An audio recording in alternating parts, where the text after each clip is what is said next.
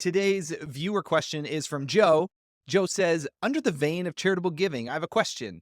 We do tax loss harvesting, which reduces our taxes owed on the growth each year of our brokerage account. How could we or can we combine tax loss harvesting and charitable giving during the tax year to reduce our taxes to zero? Our brokerage account is our largest holding, and the taxes each year are not fun. Joe, thanks so much for this question. The quick answer is I wouldn't do it. And let me tell you why. There's that quote, taxes can't be avoided, but you can change the timing in which you pay your taxes. And while going for zero taxes in a single year, that sounds really cool. How can we get taxes all the way down to nothing? We all know nothing is free. And rather than minimizing taxes in any one year, it's always good to look over your lifetime. How can you minimize taxes over your lifetime? So, Joe, I don't know your situation, but I created a hypothetical situation here. John and Emily, this is John Krasansky and Emily Blint. We've looked at them before, and we'll take a look at a couple options that might be better than shooting for zero tax in any one year. Quick background on John and Emily. They're retiring this year, so no more income coming in other than their brokerage account. They have a $7 million brokerage account. It's their biggest holding, and they're looking for this zero tax idea between tax loss harvesting and charitable giving. So first, let's hit the charitable part. And here's why. Tax loss harvesting is not guaranteed. If the market keeps going up in any one year, you can't offset gains with really any losses if all your asset classes are positive. So it's a hard thing to plan around. The charitable giving, you can plan around. Let's take a look at their taxes over their lifetime. You can see their taxes are less in the first few years of retirement until Social Security kicks in, and then their RMDs when they turn 75. So over the next 9 years, how could we reduce the taxes by doing some charitable giving? So I put in a significant charitable gift, mostly because I was looking to see, could we get that down to zero? What could we accomplish? Now, this gift is $150,000 each year for 10 years. That's pretty significant. It's almost the same amount as income that they need to take in order to live. So giving in direct proportion to your income, which honestly would be really cool. Think about it. If you were giving away half of your income and giving that to charity, really cool stuff. This is going to save them potentially $1.2 million in taxes over their lifetime to do that. You can see we get the taxes decreased, but they don't go down to zero. We can wipe out some of the federal income tax, but we still have capital gains tax because they're selling some of the holdings to live. There's other income taxes, whether it be Social Security tax, state and local, Medicare tax, and we don't get down to zero. We do decrease the marginal tax bracket to 10%. And at the end of their plan, at the end of their life, they're up in the 35% tax bracket still. So this, rather than shooting for zero in this first year, you might look at near the end of your plan or even the last 20 years. How could we lower that tax bracket? We don't know where tax brackets are going to be. They might be up, they might be down. Currently, those tax rates are set to sunset, the ones we have right now, and they could go up in the next couple of years. So rather than shooting for zero tax, let's talk about a couple things that could be helpful that you could do that would save taxes over your lifetime and change the timing of when you pay them. The first option is this.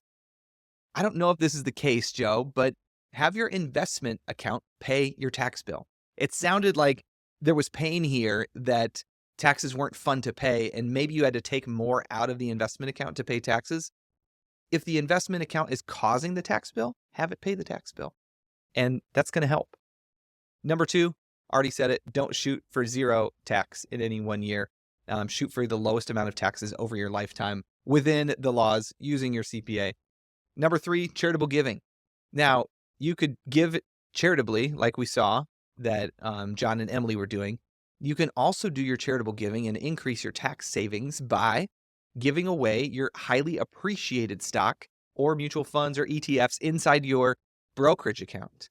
So when you pull up your account and you see it online and you've got the green unrealized gains and you have the red unrealized losses, look at those ones that percentage-wise have gone up the most. And you could give those shares to a donor advised fund or a 501c3. That way your giving dollars can go farther, and the capital gains from those You don't pay as long as you've held them for at least a year. So run this by your tax advisor, but that is something we see a lot of people doing to save on their charitable giving dollars even more. Then tax loss harvesting, again, do it when it makes sense.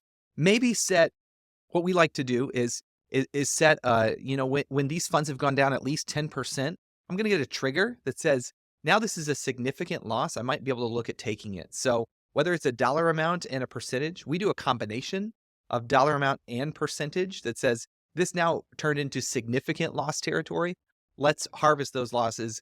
Also, we want to have a backup, a different mutual fund or ETF to buy into with those proceeds. So we're not changing the overall asset allocation, but we're capturing the loss. So all those things to consider when you're doing tax loss harvesting. Lastly, on this part, tax loss harvesting is, I don't think sometimes it's all it's cracked up to be.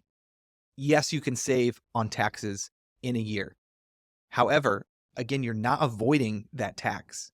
You are just delaying when you're going to pay it, because when that fund goes down and you take that loss, that new floor is here and you're going to have to pay taxes on that entire gain just later. So something to think about. Here's something that is really fun to do. When you're doing significant charitable giving like this, one thing you could say is, I'm going to do some Roth IRA conversions in the same year I do a charitable gift. So in these same 9 years we had this charitable giving going on, I turned on Roth conversions. Again, why shoot to pay 0% in tax when you can convert your IRA to Roth IRA at, say, 12%? So we scroll down here, we're paying 12 or 15% because I said fill up that tax bracket of 12 or 15 with my Roth conversion. Now look at the end of the plan. We don't hit the 35% tax bracket anymore. We've lowered their tax liability over their lifetime by $2.3 million. This is pretty significant savings. You gave $150,000 to your charitable bucket, so tax-free dollars moved into the charitable bucket. Tax-free moved into your Roth IRA for the same amount of tax if you had done neither of those moves. So that's something to potentially consider. And lastly, take a look at that brokerage account. What do you own in there? Those holdings, are they tax-friendly holdings? Are they ETFs? Are they index-based ETFs? Are they low-cost funds? Or are they the other side, actively managed mutual funds that might have capital gain distributions that get sent to you whether or not you sell it or not? Are they high dividend or high income or high yield anything? If high yield's in the name, you may not want it in your brokerage account because it's going to be taxable to you, all of those dividends and interest, depending on what kind they are. Also, REITs. REITs are going to kick off a pretty decent dividend, and those are good things to have in your retirement accounts, not in your taxable brokerage account. So, Joe, I hope this was helpful. I hope even if you're not Joe, this was helpful as you think about tax management of your brokerage account. Not necessarily going for zero tax in any one year, but how do I minimize tax over my lifetime? Thanks so much, and we'll see you on the next one.